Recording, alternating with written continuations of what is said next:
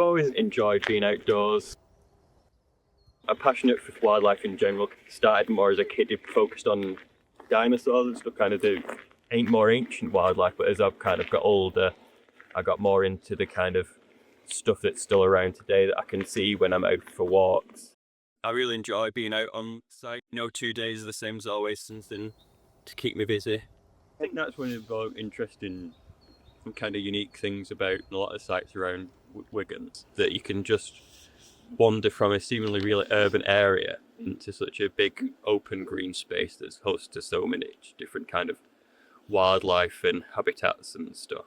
This site's part of the Wigan and Leigh Flashes National Nature Reserve, designated because of the willow tit populations in the area, and this site hosts a number of territories and pairs of willow tits.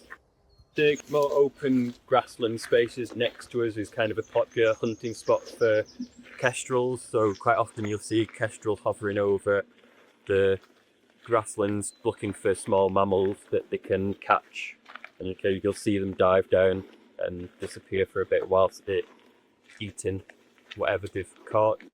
The area we're walking into now is also a location for natural flood management works that we've done on site in partnership with Wigan Council. Through the kind of re-wiggling we've done to the streams, it kind of keeps the water on site for longer, preventing flooding at the south end of the site of the houses.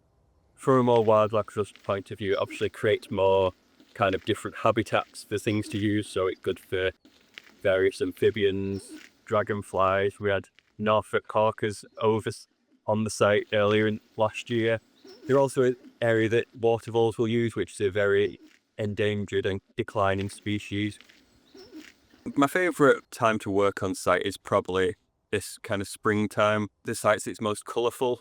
You get the chance to see like ducklings and other young wildlife appearing and kind of starting to experience the kind of habitats that we have on here. The butterflies and bees starting to appear in other invertebrates. You're seeing the buds and blossoms starting to appear in all the trees. The site's starting to wake up after winter.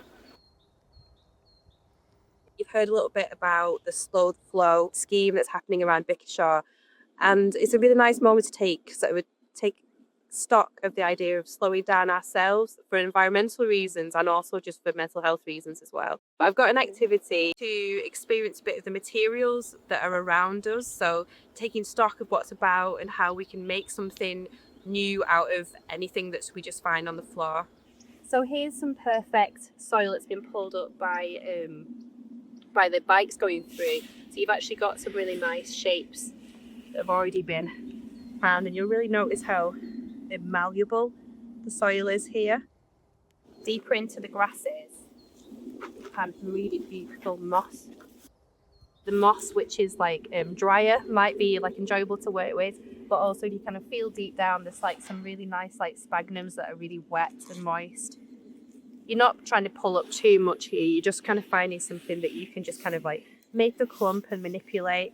The sort of torpedo-ish shape of the snail or slug body, just twist one end to create the tail.